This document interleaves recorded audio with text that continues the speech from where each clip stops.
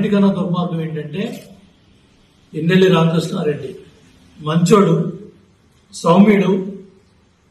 అక్కడ ఆ బూత్ లో ఓట్లు పడితే ఈవీఎం ఎందుకు పగలగొడతాడు అన్నాడు. అంటే ఈవీఎం పగలగొట్టడం అనేది అనైతిక చర్య, చట్టవిరుద్ధమైన చర్య.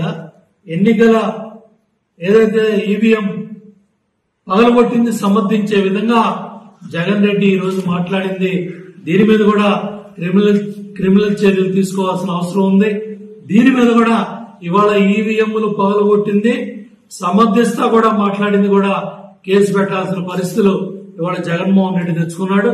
ఈవీఎంలు పగలగొట్టడం, ఆయన ఓట్లు పడలేదంట, ఓట్లు వేయట్లేదంట, అందుకని ఈవీఎం పగలగొట్టాల్సిన పరిస్థితి వచ్చిందని ఇవాళ జగన్ రెడ్డి ఈవీఎంలు పగలగొట్టిన పిన్నెల్ని సమర్థిస్తూ మాట్లాడుతున్నాడంటే ఎంత తెగసాటు రాజకీయాల్లో అర్థమవుతా ఉంది.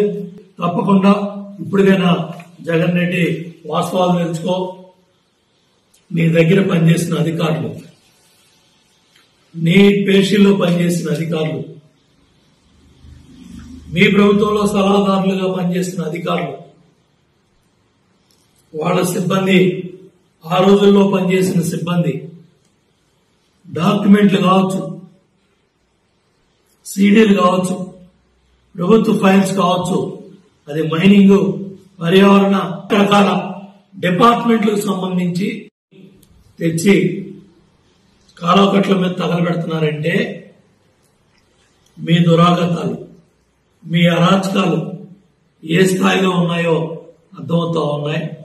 ఎన్నికల ఫలితాలు రాకముందే ఇంటెలిజెన్స్ కార్యాలయంలో ఆ రోజు పోలీస్ అధికారులు, మీతో అడ్డగాగిన ఐపీఎస్ అధికారులు, మరి ఐసీలు, డీసీ స్థాయి అధికారులు ఆ రోజు సిఐడి ఫైల్స్ తగలబెట్టారు. ఈరోజు రాత్రి మీ దగ్గర పనిచేసిన అధికారుల తాలూకా సిబ్బంది మరి ప్రభుత్వ డాక్యుమెంట్స్ ని తగలబెడుతూ పోలీసులకు దొరికిన పరిస్థితులు ఉన్నాయి. కారు సిబ్బందిని కూడా రాత్రి పోలీసులు పట్టుకున్నారు. కాబట్టి ఇవాళ నువ్వు రెడ్ బుక్ అని ఉలిక్కి పడతా ఉన్నావు. నువ్వు చేసిన అరాచకాలన్నీ కూడా మర్చిపోయావు. రోజువారీ విచారణ కూడా మంచి జరుగుతుందనే ఇవాళ ప్రజలు పెద్ద ఎత్తున మరి ఓటేసి కూటమి ప్రభుత్వానికి అధికారం ఇచ్చారు.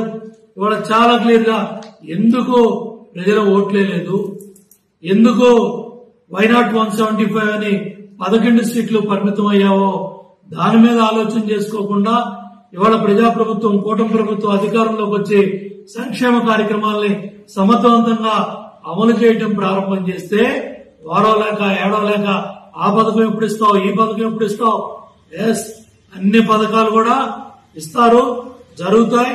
ఏదైతే సూపర్ 6 లో భవిష్యత్తు గ్యారంటీలో ఏదైతే చెప్పారో చంద్రబాబు నాయుడు గారు, కూటమి ప్రభుత్వం అన్ని కూడా చేయడం జరుగుతుంది.